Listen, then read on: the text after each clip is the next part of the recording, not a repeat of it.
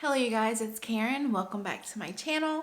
So today I wanted to show you guys my experience with the baby foot pill. Okay, so my feet were just in really bad shape. Haven't been doing regular pedicures. I threw out my foot pan because it was really old. I could have done a deep clean on it, but I just didn't want to use it anymore because it was plastic and pieces of it were broken off. And I mean, it was like $20 and I bought it probably 10 years ago and I just wanted to get rid of it. So then I just didn't have anything to soak my feet in. So for a while it was just really kind of like mini pedicures in the shower, like because I would take long showers, so my feet would be, the skin would be soft on my feet when I got out of the shower. And so I would like do little like maintenance bits, like clipping and whatnot when I got out of the shower. But that just isn't enough, for upkeep of your feet, truly. And I walk barefoot a lot outside on my balcony with my dogs. I wear sandals a lot. I just need to keep my feet in good shape, and I neglected them for a while. So I decided to just take a chance on this baby foot pill because everybody was talking about it. So I went ahead and, well, I couldn't find a foot pan because there weren't any in any stores that I found online that would do same day delivery. And Amazon told me my shipping, it said I wouldn't get it for like 3 weeks, just because of coronavirus and everything. So shipping was really slow. So I didn't want to take a chance on it, and I didn't want to spend more than like $30 on a foot pan just because. The most I do is just soak my feet. So I just really need just a pan, a pot or something to soak my feet in. So what I decided to do was get a dish pan. So I guess it's for people who don't have a dish drain or a sink or something. I'm not sure what it's meant for, but it's meant for soaking your dishes. So like if you don't have a sink to soak your dishes in. So I bought that because it said it was about as long as my feet, a little bit longer. So I was like, why not? So I bought that and my feet fit perfectly into it and there's space, and it was only like $4, I believe, which is insane to me. And it folds up and I just sit it anywhere. Like it's really good at storing. That's why I threw out the other one as well, because it just annoyed me. Like it was just a big bulk of plastic that I didn't know what to do with when I wasn't using it. So I'm very pleased with this. So after I bought that foot pan, I decided to go ahead and do the peel. So I soaked my feet for probably 20 minutes. I'll say when the water got cold, I stopped soaking my feet. So 20, 30 minutes. And then I applied the foot peel. So read the instructions before you do this peel, because it does not tell you to soak. Like the instructions are out of order a little bit. Like it tells you how to apply the peel and everything, but then like the second step is like, hey, we recommend you soaking your feet, and that should be the first thing they say. So read it fully first. I soaked my feet, then I applied the peel, and it was so weird, like my feet sitting in jail. And the tape that comes with this stuff is no good unless I'm just no good at applying it. But the tape did nothing for me. So I put socks over that to keep heat in there, and also to keep the peel sock on my foot, the peel slipper, because it was going to come off if I didn't put a sock over my foot, because like I said, the stickers didn't really do anything to keep the socks on. So yeah, then I let that sit for an hour. And that was that. And I was so worried that this was going to be a waste of money. It was $25. So it wasn't expensive, but it's still, you don't want to pay $25 on something and it not work. But yeah, so I didn't see anything for the first few days. It says your feet are supposed to peel up to 2 weeks, or your feet can peel up to 2 weeks, and that you'll see peeling in the first 3 to 5. It was 3 to 5 or 5 to 7 days you'll start seeing peeling. But I wasn't seeing any peeling. And I believe I saw someone say to soak your feet every day. I was never gonna do that, so that wasn't gonna work for me.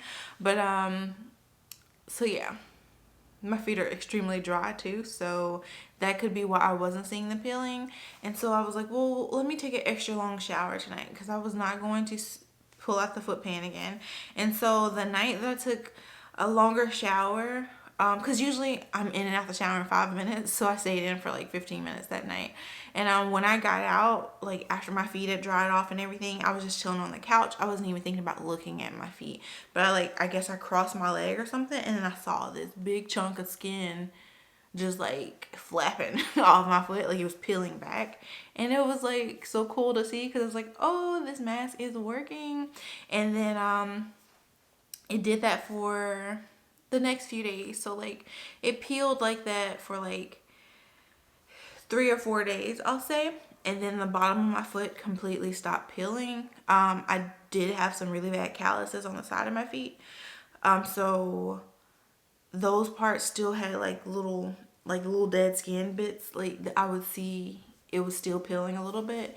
But the peeling moved to the top of my foot during the second week. And so it didn't peel like crazy like the bottom of my foot because there's probably not as much dead skin on the top of my foot as the bottom of my foot.